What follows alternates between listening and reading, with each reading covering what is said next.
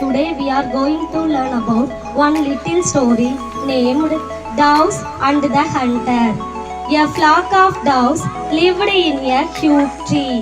ஒரு பெரிய மரத்தில் புறாக்களின் கூட்டம் வசித்து வந்தது. The tree lived their friend the mouse. அந்த மரத்தின் கீழ் அந்த புறாக்களின் நண்பரான எலியும் வசித்து வந்தார். The doves went in search of food. ஒரு நாள் அந்த புறா கூட்டம் அதனுடைய உணவை தேடி சென்றது. A huge heap of grains.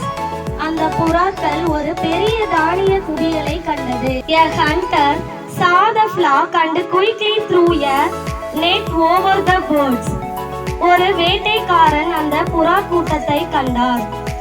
விரைவாக அந்த பறவைகளின் மீது ஒரு வலையை வீசினார்.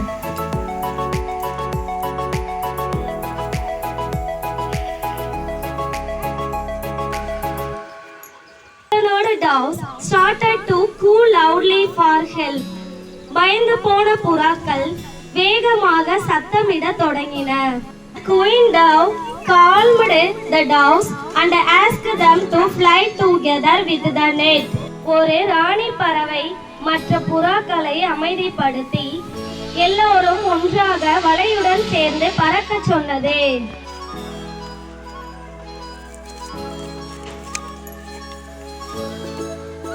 Hunter was shocked to see the birds fly away with his net.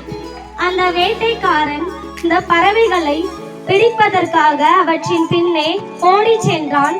ஆனால் அவனால் அதனை பிடிக்க முடியவில்லை. Reached their home and shouted for help. அந்த புறாக்கள் தங்களுக்கு உதவி செய்யும்படி சத்தமிட்டது.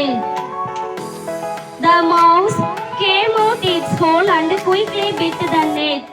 அந்த எலியானது அதன் துளையிலிருந்து விரைவாக வெளியே வந்து அந்த வலையை கடிக்க ஆரம்பித்தது.